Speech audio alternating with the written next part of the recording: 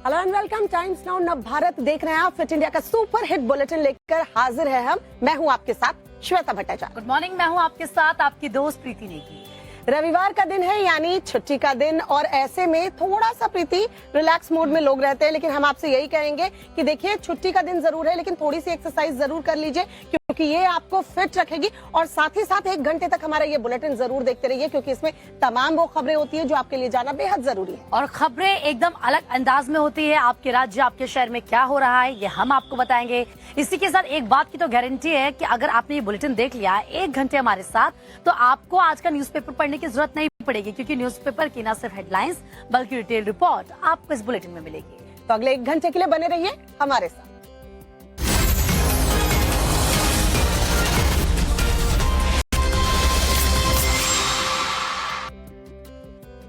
तो fit India bulletin की शुरुआत ऐसी खबर के साथ करेंगे जिसे देखकर आपको अपने भारतीय होने पर गर्व महसूस होगा। खबर प्रधानमंत्री नरेंद्र मोदी के संसदीय क्षेत्र वाराणसी से है। वाराणसी दुल्हन की तरह सजकर तैयार है। वाराणसी के गली घाट सब कुछ इतने ज्यादा सज धज कर तैयार है कि लोग सेल्फी लेने के लिए काफी एक्साइटेड है।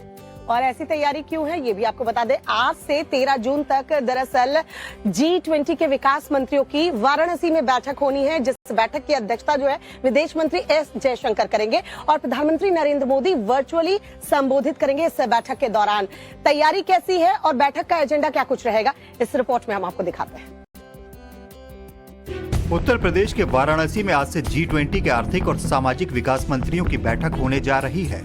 इस बैठक में आर्थिक मंदी, विकासशील देशों पर बढ़ते कर्ज के बोझ, जलवायु परिवर्तन और दुनिया में बढ़ती गरीबी जैसे कई मुद्दों पर चर्चा होगी।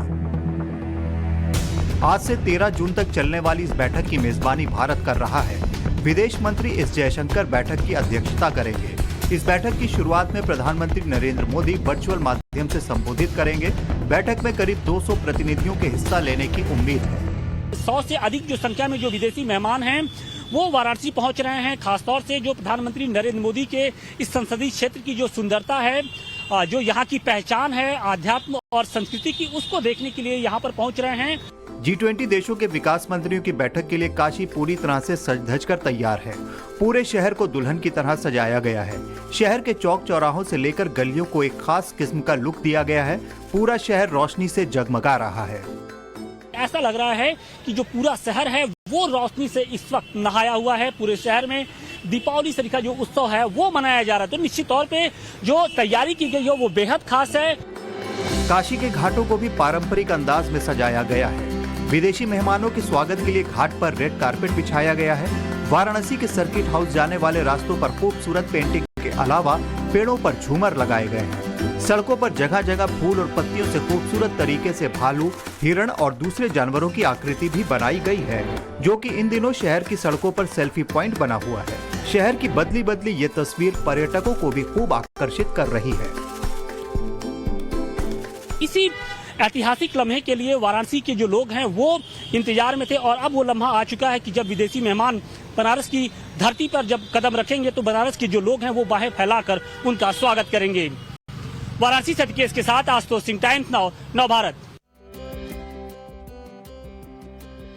तो देखा आपने वाराणसी में तैयारी पूरी हो चुकी है। चलिए वाराणसी के बाद बात अब गुजरात और महाराष्ट्र की करेंगे, जहां अरब सागर से उठा चक्रवाती तूफान तेजी से आगे बढ़ रहा है। बिपरजॉय चक्रवाती तूफान अगले आने वाले 12 घंटे में और भी ज्यादा खतरनाक हो सकता है। इसको लेकर गुजरात और साथ ही साथ महाराष्ट्र के समुद्री तट पर अलर्ट भी जारी किया गया है। लोगों से कहा गया है कि आप सावधान रहिए।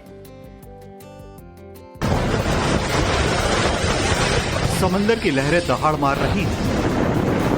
किनारे से टकराकर पानी की लपटें आसमान छू रही हैं।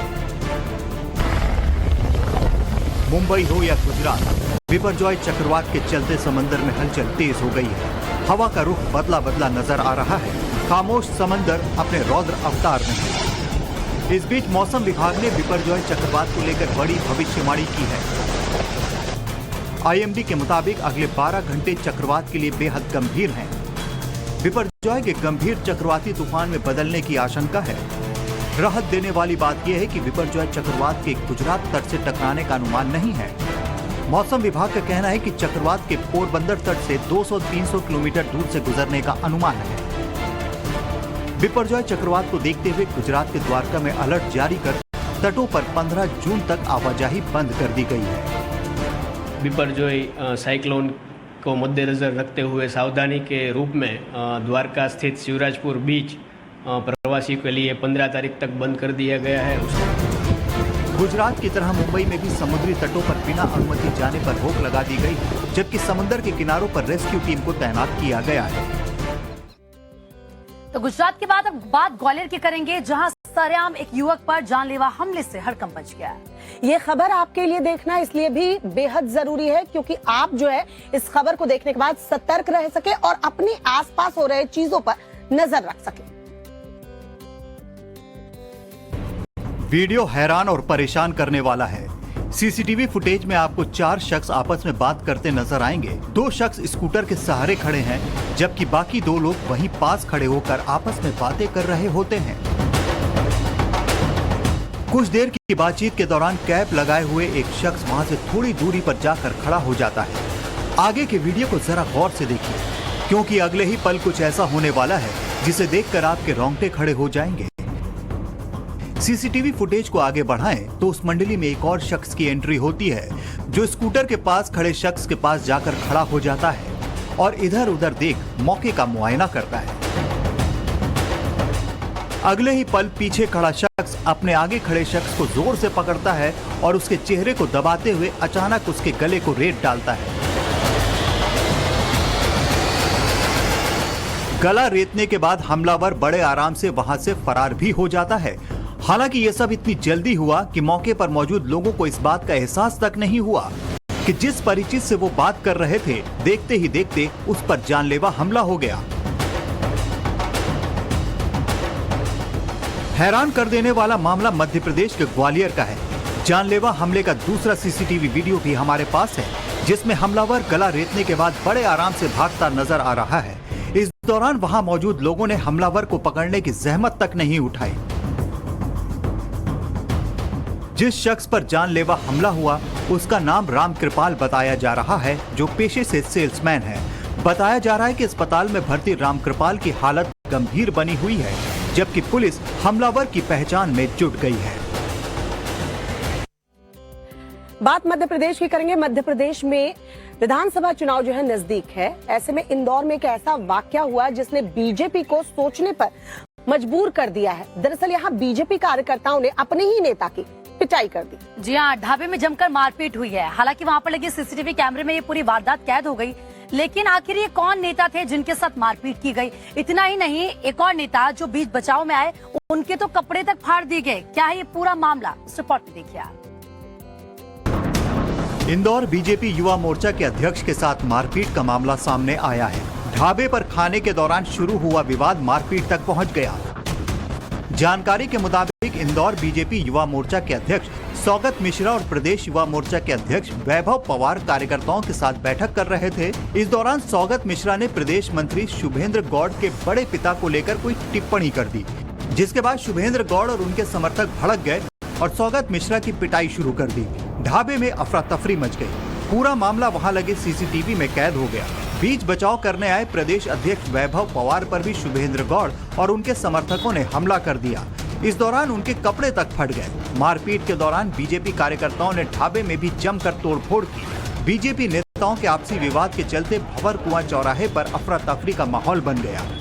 सूचना पर पुलिसकर्मी भी मौके पर पहुंच गए और उन्होंने मामला शांत करवाया।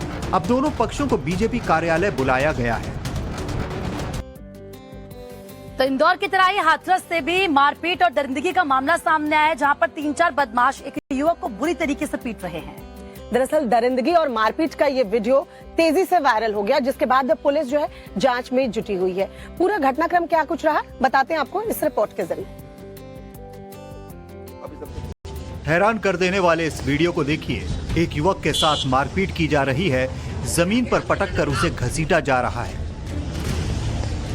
वीडियो में साफ तौर पर दिख रहा है कि 3 से 4 युवक शख्स के साथ बेरहमी से पेश आ रहे हैं। मारपीट और अभद्रता करने के बाद भी जब इन लोगों का मन नहीं भरता है तो गमछे से चेहरा ढके युवक उस शख्स पर बाइक चढ़ाने की कोशिश करते हैं।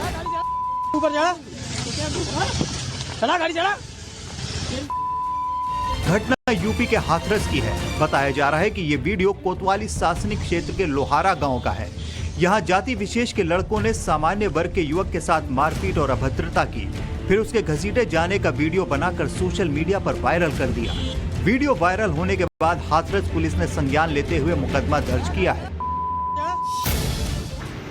ये इस प्रकरण की सूचना दर्ज कराई गई है। इसमें सुसंगत धाराओं में अभियोग पंजीकृत किया गया है। इसमें गिरफ्तारी के प्रयास किए जा रहे हैं। वीडियो 25 मई का बताया जा रहा है। वहीं वीडियो सामने आने के बाद पुलिस आरोपियों की तलाश में दबिश दे रही है। आज दिल्ली के रामलीला मैदान में एक बड़ी रैली होने वाली है। दरअसल एक बार फिर से केंद्र सरकार आम आदमी पार्टी के निशाने पर है और केंद्र के अध्यादेश के खिलाफ अरविंद केजरीवाल जो है वो समर्थन जुटाने की कोशिश में लगे हैं और यही वजह है कि आज रैली होने वाली है दिल्ली के रामलीला ग्राउंड पर। आम आदमी पार्टी केंद्र सरकार के अध्यादेश के खिलाफ आज दिल्ली के रामलीला मैदान में एक रैली का आयोजन करने जा रही है। पार्टी का दावा है कि इस रैली में कम से कम 1 लाख लोग पहुंचेंगे। दिल्ली के सीएम अरविंद केजरीवाल, पंजाब के सीएम भगवंत मान समेत कई टॉप लीडर इस रैली में शामिल होंगे। दिल्ली में सेवाओं पर नियंत्रण संबंधी केंद्र के अध्यादेश के खिलाफ आम आदमी पार्टी ने अभियान चलाया है। पार्टी के संयोजक अरविंद केजरीवाल ने ट्वीट किया कि दिल्ली की जनता के अधिकारों को छीनने वाले केंद्र सरकार के तानाशाही अध्यादेश के खिलाफ दिल्ली के लोग रामलीला मैदान में एकजुट होंगे। संविधान और लोकतंत्र को बचाने के लिए हो रही इस महारैली में आप भी जरूर आएं। तो वहीं बीजेपी ने आम आदमी पार्टी पर निशाना साधते हुए कहा कि ये अब खास आदमी पार्टी बन चुकी है। पहली बात तो कि अब ये आम आदमी पार्टी नहीं है, ये खास आदमी पार्टी है। जब अरविंद केजरीवाल जी जो खास आदमी पार्टी के लीडर हैं, वो जब निकलेंगे जिस घर से, वो 174 करोड़ का घर है। आप और बीजेपी की तकरार थमने का नाम नहीं ले रही है। उसी तकरार का एक बड़ा मुद्दा बन गया है केंद्र का अध्यादेश, जिसे आसान शब्दों में समझें तो अधिकारियों के ट्रांसफर पोस्टिंग का अधिकार दिल्ली सरकार से वापस ले लिया गया। इससे पहले दिल्ली सरकार इस मामले में सुप्रीम कोर्ट गई थी, फैसला उसके हक में आया, लेकिन केंद्र सरकार ने अध्यादेश लाकर दिल्ली सरकार को झटका दे दिया। तो देखिए किस तरीके से अरविंद केजरीवाल जो है केंद्र के अध्यादेश के खिलाफ एक तरफ समर्थन जुटाने में जुटे हुए हैं, लेकिन दूसरी तरफ अगर हम बात करें अमित शाह की, तो वो कल महाराष्ट्र के दौरे पर थे। अमित शाह ने यूनिफॉर्म सिविल कोड का मुद्दा उठाकर सियासत को गरमा दिया। दरअसल अमित शाह ने यहां सीधे सीधे सवाल उद्धव ठाकरे से किए हैं और 3 सवाल जो दागे हैं उसके जवाब भी उद्धव ठाकरे से उन्होंने मांगे हैं। केंद्रीय गृह मंत्री अमित शाह ने महाराष्ट्र के नांदेड़ में एक कार्यक्रम किया। मोदी सरकार के 9 साल पूरे होने पर पार्टी की नीतियों और सरकार की उपलब्धियों को गिनाया, साथ ही विपक्ष पर तीखे हमले किए। शाह ने यूनिफॉर्म सिविल कोड और मुस्लिम आरक्षण पर अपनी पार्टी की राय रखी और महाराष्ट्र के पूर्व सीएम उद्धव ठाकरे से सवाल पूछे। मैं उद्धव जी को पूछना चाहता हूं, भाजपा की कई सरकारें कॉमन सिविल कोड लाने की बात कर रही है।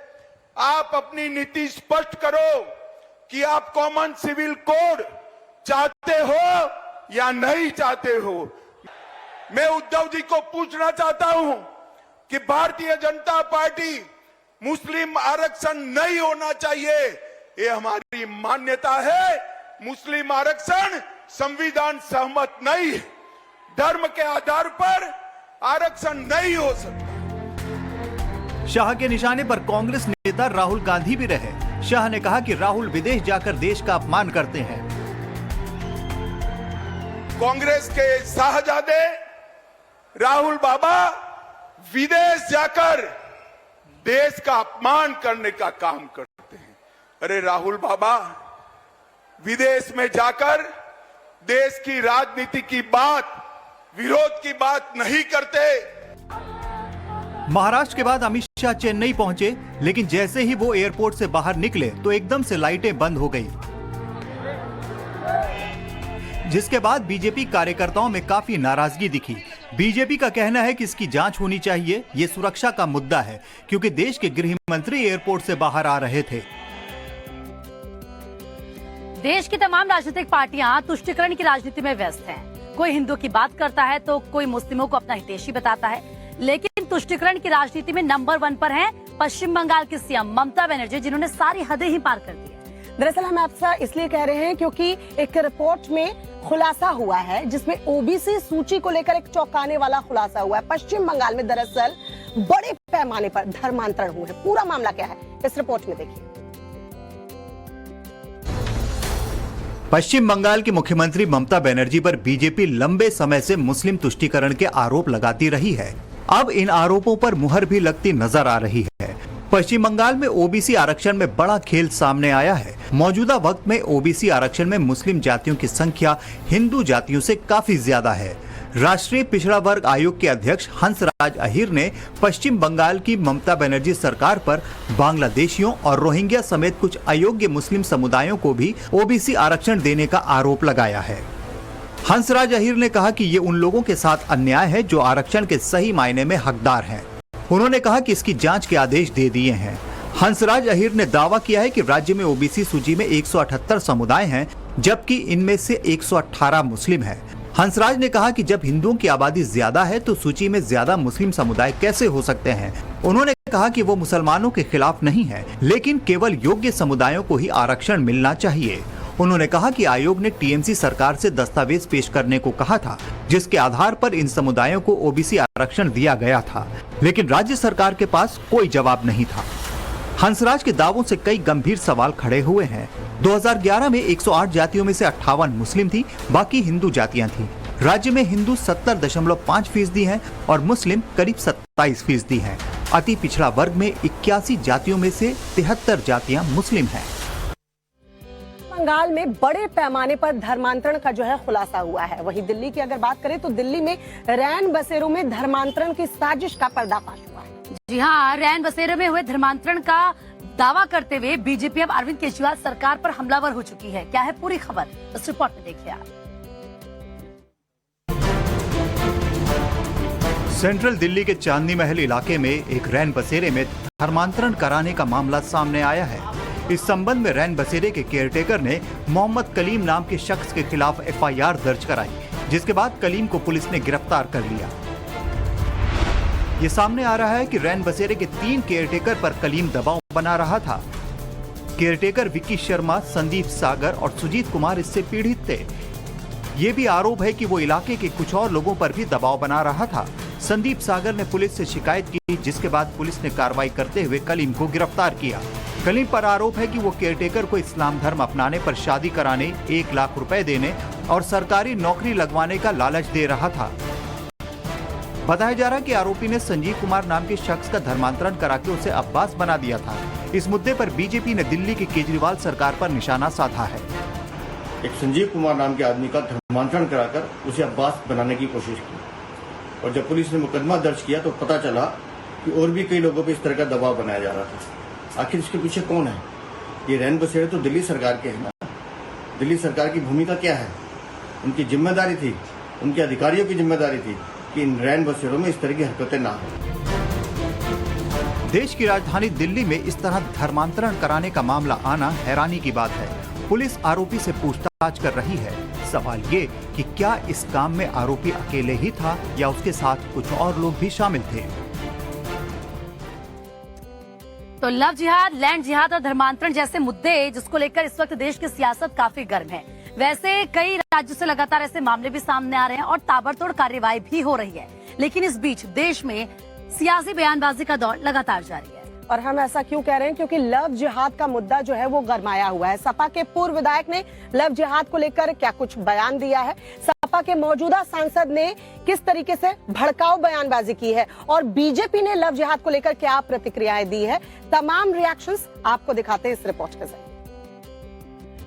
लव जिहाद, धर्मांतरण और लैंड जिहाद जैसे मुद्दों पर देश के कई राज्यों में सियासत गरमाई हुई है। आए दिन देश के तमाम हिस्सों से ऐसे मामले सामने आ रहे हैं, जिसके बाद बीजेपी और विपक्ष के कई दल आमने सामने हैं।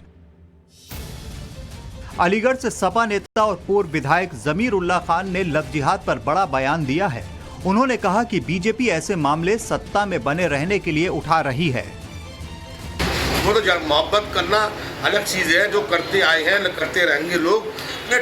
पूरी जितनी फॉर्मेलिटीज चली आज तक 100-150 साल से हमारे, सिर्फ मोहब्बत तो पिक्चर बनी है, बनी नहीं बनी, किसी ने लव जहाद नहीं कहा, लेकिन अब लव जहाद के नाम पर सरकारें बन रही हैं। वहीं लव जिहाद के मामले पर बीजेपी नेता पंकजा मुंडे की भी प्रतिक्रिया सामने आई है। उन्होंने कहा कि ऐसे मामलों पर नकेल के लिए कानून बनना चाहिए। देखिए, महिलाओं के ऊपर अन्याय करने वाला कोई भी जाति धर्म का हो वो गलत है। खुद की जाति से भी अन्याय होता है, बाहर की जाति धर्मों से भी अन्याय होता है। तो अगर किसी का विवाह अंतरजातीय अंतरधर्मीय हुआ है वो अलग बात है, पर उसको कोई मोटिव से कर रहे हैं तो उसको रोक लगाने के लिए कोई ना कोई कायदा होना चाहिए दोनों तरफ। वहीं दूसरी तरफ मजार तोड़े जाने को लेकर सपा सांसद एसटी हसन का भड़काऊ बयान सामने आया है। जिस तरह से उत्तराखंड के मुख्यमंत्री जी और खास तौर से आसाम के मुख्यमंत्री जी को एक होड़ है आपस में कि कौन ज्यादा मुसलमान को टॉर्चर करे, वो कर रहे हैं। ये मज़ारात को तोड़ के या मस्जिदों को हटा के ये क्या संदेश देना चाहते हैं?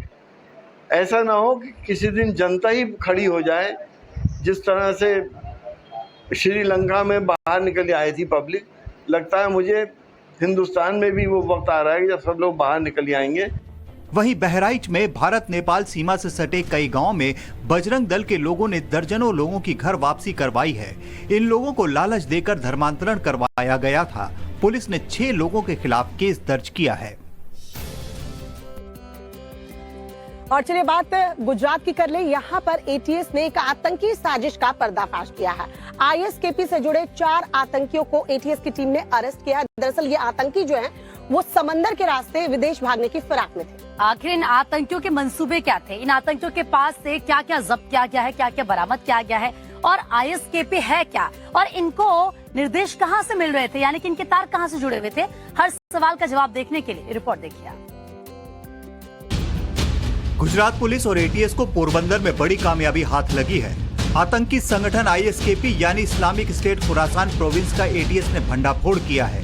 एटीएस ने पोरबंदर से 4 लोगों को गिरफ्तार किया है, इसमें एक महिला भी शामिल है। पुलिस अधिकारियों को इस बात के पुख्ता सबूत मिले हैं कि चारों आरोपियों का लिंक आतंकी संगठन आईएसकेपी से है। गिरफ्तार किए गए लोगों में उमेद नसीम, हाजिम शाह, हयात शौल, सुमेरा बानो शामिल हैं, जबकि जुबैर अहमद फरार है। बताया जा रहा है कि एटीएस ने पुलिस की मदद से जिस महिला को सूरत से गिरफ्तार किया है उसकी शादी दक्षिण भारत में हुई। उसके परिवार का एक शख्स सरकारी नौकरी भी करता है। पकड़े गए ये आतंकी अपने हैंडलर अबू हमजा की मदद से Islamic state of Khorasan province join करने के लिए समुद्र के रास्ते भागने वाले थे। हालांकि इससे पहले ही उन्हें गिरफ्तार कर लिया गया। पुलिस अब चारों से पूछताछ कर रही है। गुजरात एटीएस ने बताया कि गिरफ्तार किए गए चारों लोग आईएसकेपी के सक्रिय सदस्य हैं और बीते 1 साल से एक दूसरे के संपर्क में थे। पुलिस के मुताबिक चारों के पास से प्रतिबंधित चीजों को भी बरामद किया गया है। उन्होंने बताया कि इन चारों को सीमा पार से लगातार कमांड मिल रही थी। Islamic state of Khorasan province के बारे में कहा जाता है कि ये संगठन आईएसआईएस के इशारों पर आतंकी गतिविधियों को अंजाम देता है। तो गुजरात की खबर तो आपने देख ली किस तरीके से आगे दिया। जी हाँ, इस हादसे को लेकर कई जजों ने और साथ ही साथ सेना के अधिकारियों ने इस रेलवे ट्रैक पर छेड़छाड़ की आशंका जताई है और कहा है कि मामले की गंभीरता से जांच होनी चाहिए। रिपोर्ट देखिए आप। 2 जून को ओडिशा के बालासोर में दर्दनाक ट्रेन हादसा हुआ था। 3 ट्रेनें आपस में टकरा गई थी। इस हादसे की जांच चल रही है, लेकिन क्या इस हादसे के पीछे थी कोई बड़ी साजिश? इस बात की भी आशंका जताई जा रही है कि कहीं आतंकियों ने तो इस करतूत को अंजाम नहीं दिया। करीब 270 लोगों ने पीएम मोदी को चिट्ठी लिखी है। इनमें पूर्व जज, रिटायर्ड आईएएस, आईपीएस अधिकारी, सेना के अधिकारी भी शामिल हैं। इन लोगों ने पीएम से रेल की पटरियों की सुरक्षा बढ़ाने की मांग की है। साथ ही पटरियों के किनारे बसे अवैध अतिक्रमण को हटाए जाने की मांग की है। इन Balasore, Orissa, Jharkhand, it is difficult to find a location where illegal squatters have not been facilitated to encroach and become committed vote banks of special interest groups. It is not that these illegal Bangladeshi migrants and Rohingyas have descended from heavens. चिट्ठी लिखने वालों में सेना के पूर्व अधिकारी भी शामिल हैं। इनमें वो भी हैं जिन्होंने जम्मू कश्मीर और नॉर्थ ईस्ट में काम किया था। चिट्ठी में लिखा गया है कि जम्मू कश्मीर और नॉर्थ ईस्ट में भी इस तरह की घटनाएं सामने आई थी। 1990 और 2000 के दशक में आतंकी ऐसी साजिशें करते थे। रेलवे लाइनों को नुकसान पहुंचाने की कोशिश रहती थी। इस तरह की घटनाओं पर लगाम तब लगी जब सुरक्षा बलों की तैनाती हुई। प्रधानमंत्री से कड़े कदम उठाने की मांग करते हुए कहा गया है कि ये बेहद जरूरी है कि अवैध अप्रवासियों समेत रेल पटरियों के किनारे बसे अवैध अतिक्रमणकारियों को हटाया जाए। साथ ही हमारी रेल पटरियों की सुरक्षा के लिए कड़े कदम उठाए जाएं। हादसे की जांच सीबीआई कर रही है। और अब बात करते हैं पहलवानों के प्रदर्शन की, जो एक बार फिर से 15 जून को तेज हो सकता है। जी हाँ, पहलवान जो है वो बृजभूषण की गिरफ्तारी से कम कुछ भी सुनने को तैयार नहीं, कुछ भी मानने को तैयार नहीं है। अब पहलवान जो जांच चल रही है उस पर भी सवाल खड़े कर रहे हैं। वहीं बात करें, आज यूपी के गोंडा में बृजभूषण जो है एक रैली करने वाले, एक तरीके से शक्ति प्रदर्शन के तौर पर ये रैली देखी जा रही है। पहलवान और बीजेपी सांसद बृजभूषण शरण सिंह के बीच घमासान थमने का नाम नहीं ले रहा है। पहलवान अपनी मांग पर डटे हैं और उनका कहना है कि अगर 15 जून तक समाधान नहीं होता है तो आंदोलन तेज होगा। पंचायत खिलाड़ियों की तरफ से पंचायत बुलाई गई थी और जो सरकार के साथ जो हमारी बातचीत हुई थी उसके वो हमने पंचायत के सामने रख दी। तो पंचायत ने भी यही बोला कि भाई 15 तारीख तक हम, जो सरकार ने हमें समय दिया है, 15 तारीख तक भी हम कार्रवाई करेंगे, चार्जशीट दाखिल करेंगे। ओलंपिक पदक विजेता साक्षी मलिक ने जांच के तरीके पर ही सवाल उठाए हैं। तो ये किस तरीके की जांच है, यूं बताओ। पहले ही एक लड़की जो पॉक्सो वाली थी उसके बयान बदल गए हैं सिर्फ दबाव की वजह से, उसकी प्रेशर की वजह से। पहले दिन से हम बोल रहे हैं कि उसको गिरफ्तार करके इन्वेस्टिगेशन करो वरना जो है जांच पे प्रभाव पड़ेगा। ये तो हमारी सुन नहीं रहे हैं। ऊपर से मतलब कैसे ट्रस्ट करें हम, जबकि जो अक्यूज उस जगह पे है और हमारी एक महिला को वहां लेके जाया जा रहा है। पहलवानों का कहना है कि नाबालिग के पिता ने खुद कहा है कि उन पर बहुत दबाव है। पहलवान ये मांग करते रहे हैं कि बृजभूषण की गिरफ्तारी हो ताकि कोई जांच को प्रभावित न कर सके। इस बीच बृजभूषण ने भी अपनी ताकत दिखाने का फैसला किया है। मौका है मोदी सरकार के 9 साल पूरे होने का। बृजभूषण ने 11 जून को यूपी के गोंडा में बड़ी रैली करने की घोषणा की है। करेंगे ब्रिटेन के प्रिंस विलियम्स की, जिनके स्वागत में दरअसल फौज खड़ी थी और अचानक से जो जवान वहां पर खड़े थे वो बेसुध होकर गिरने लगे। ब्रिटिश फौज के जवान जब प्रिंस विलियम को सलामी दे रहे थे तभी गर्मी से बेहाल जवान बेहोश होकर कैसे गिरने लगे, इस रिपोर्ट में आपको दिखाते हैं। हैरान कर देने वाले इस वीडियो को देखिए। सैन्य परेड के दौरान जब ब्रिटेन की सेना प्रिंस विलियम्स को सलामी दे रही थी तभी एक सैनिक बेहोश होकर जमीन पर गिर गया। परेड के दौरान हुए हादसे के बाद भी ब्रिटिश फौज की बैंड टुकड़ी ने अनुशासन का परिचय दिया और प्रिंस विलियम को गाजे बाजे के साथ सलामी दी। इस दौरान जमीन पर गिरा जवान होश संभालते हुए खड़ा भी हुआ, लेकिन उसके पांव दोबारा से लड़खड़ाने लगे। हालांकि घटना के तुरंत बाद परेड ग्राउंड में मौजूद मेडिकल टीम मौके पर पहुंच जाती है और हीट वेव की वजह से बेहोश हुए जवान को स्ट्रेचर पर लादकर अस्पताल लेकर चली जाती है। बताया जा रहा है कि भीषण गर्मी के बीच हुई इस परेड में कम से कम 3 जवान हीट वेव का शिकार हुए और बेसुध होकर जमीन पर गिर पड़े। अब जरा सैनिकों के पहनावे पर भी गौर कीजिए। प्रिंस विलियम को सलामी देने पहुंचे सैनिकों ने ऊनी पोशाक और भालू की खाल से बनी टोपियां पहन रखी थी। ब्रिटिश फौज का ये पारंपरिक पोशाक बेहद गर्म होता है। दरअसल लंदन इन दिनों चिलचिलाती धूप और 30 डिग्री सेल्सियस तापमान का सामना कर रहा है। यही वजह है कि परेड के दौरान भीषण गर्मी के चलते जवानों की तबीयत बिगड़ गई और वो बेहोश हो गए। और अब बात करेंगे फिटनेस की, यानी कि अब वक्त हो चला है योगा सेगमेंट के। नमस्कार, एक बार फिर से आप सभी का स्वागत है। आज हम कुछ स्पेशल बताने वाले हैं आपके साथ। मैं दीपिका और मेरे साथ योगिनी सोनम है।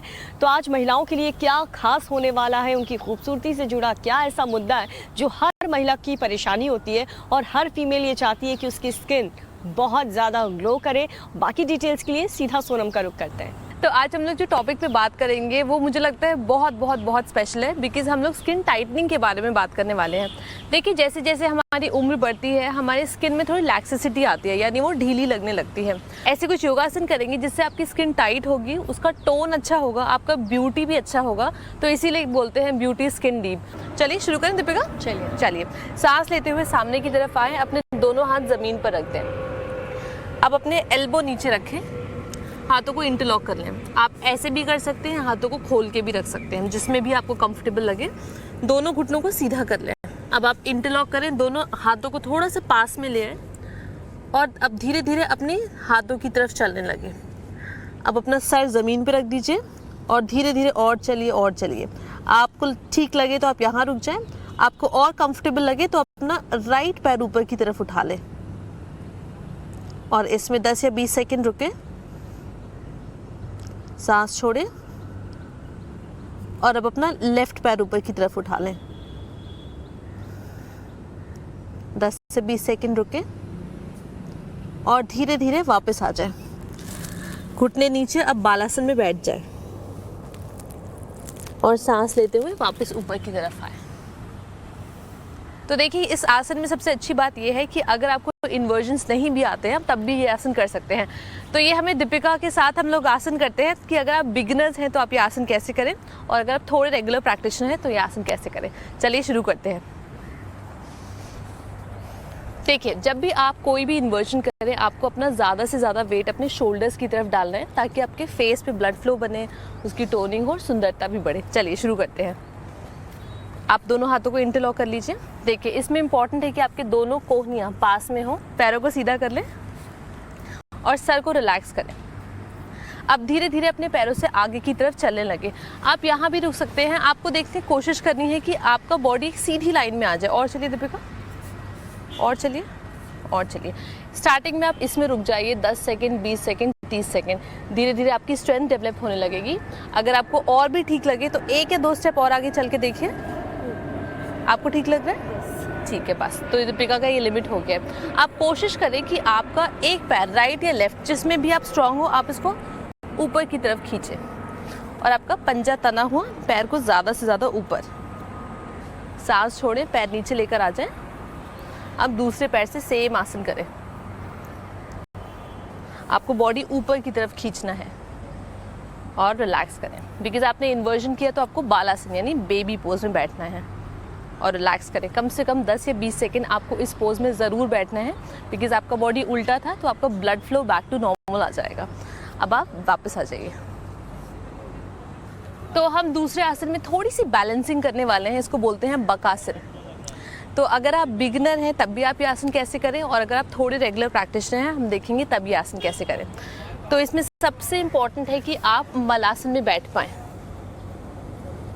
देखिए सबसे ज़्यादा इम्पॉर्टेंट ये है, अगर आपसे नहीं बैठा जाता आप कम से कम कुछ दिन इस आसन में बैठने की कोशिश करें। अब आपको अपने दोनों हाथों को आगे लेकर जाना है, ज़्यादा से ज़्यादा। हाथों को ज़मीन पर रख दें, अपने बॉडी को ऊपर उठाएं, सीधा कर लें, सामने की तरफ देखें और धीरे धीरे बॉडी को आगे की तरफ लेकर जाएं। आप इतने में रुक जाइए। अगर आपको और कंफर्टेबल लगे आगे की तरफ देखें, शरीर को और आगे लेकर जाएं। एक पैर वापस ले आए, दूसरा पैर वापस ले आए। कंफर्टेबल लगे तो दोनों पैरों को एक साथ उठा लें और धीरे धीरे रिलैक्स करके वापस आ जाएं।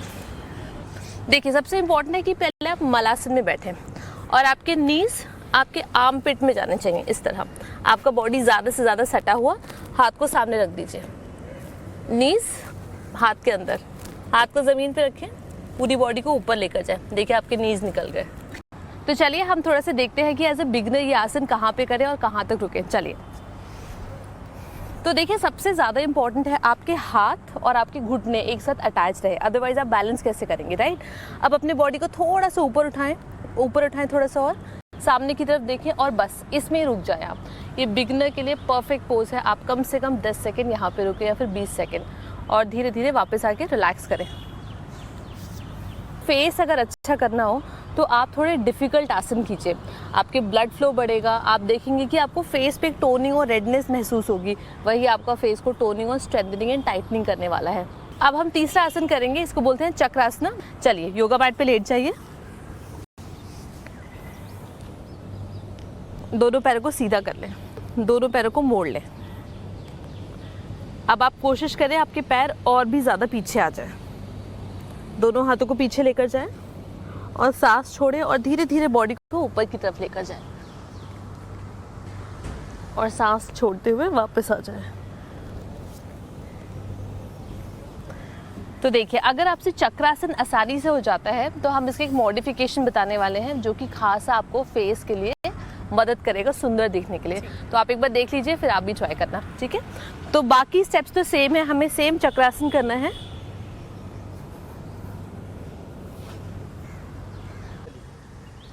अगर आपको कंफर्टेबल लगे तो सांस छोड़ें, अपना सर ज़मीन पे रख दें, अपने हाथों को इस तरह मोड़ लें, हाथों को इंटरलॉक करें और धीरे धीरे अपने सर को उठाएं और पीछे की तरफ देखें।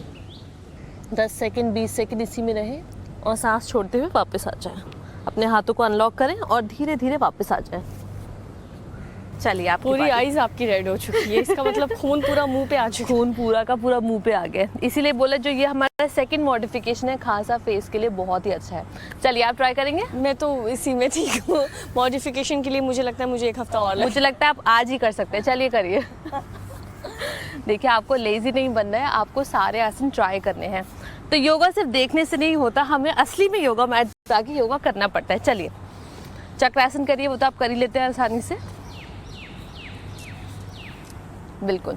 देखिए, चक्रासन में अगर आपसे आसानी से चक्रासन हो जाता है तो आप ज़्यादा से ज़्यादा बॉडी को ऊपर की तरफ खींचे, अपने हाथों को सीधा कर लें। अब दीपिका, अपने एल्बोज़ को थोड़ा मोड़ो, अपने सर को नीचे लेकर आ जाओ। सिर्फ मोड़ो और सर को नीचे रखो। बिल्कुल, यहाँ पे रुक जाओ।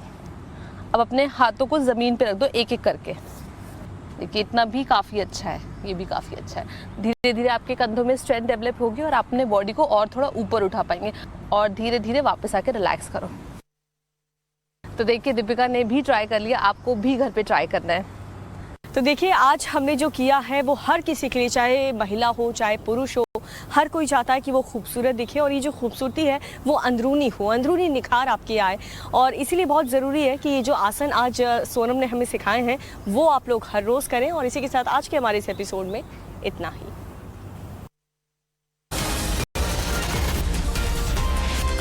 दिखाया फिटनेस का मंत्र, योग करके आप कैसे खुद को फिट रख सकते हैं वो तो आपने देख लिया। चलिए, खबरों में अब आगे बढ़ते हैं, बात सोमालिया की करते हैं। सोमालिया की राजधानी में हुए धमाके के बाद एक और शहर में दरअसल जोरदार धमाका हुआ है और धमाका भी एक प्लेग्राउंड के करीब हुआ जहां बच्चे फुटबॉल खेल रहे थे। जी, आतंकी हमले और प्लेग्राउंड में हुए धमाके के बाद से सोमालिया की जनता दहशत में है। वैसे आशंका ये भी जताई जा रही है कि अभी भी सोमालिया पर टेरर अटैक का खतरा बना हुआ है। अफ्रीकी देश सोमालिया आतंक की आग में जल रहा है। मोगादिशु के एक होटल में हुए टेरर अटैक के दूसरे दिन एक फुटबॉल ग्राउंड में जोरदार धमाका हुआ। मीडिया रिपोर्ट्स के मुताबिक ये हादसा सोमालिया के कोयोलो शहर के पास उस वक्त हुआ जब मोर्टार शेल अचानक जोरदार धमाके के साथ फट गया। शहर प्रशासन के मुताबिक ये घटना बम और बारूदी सुरंग जैसे विस्फोटक अवशेषों के धमाकों के कारण हुई है।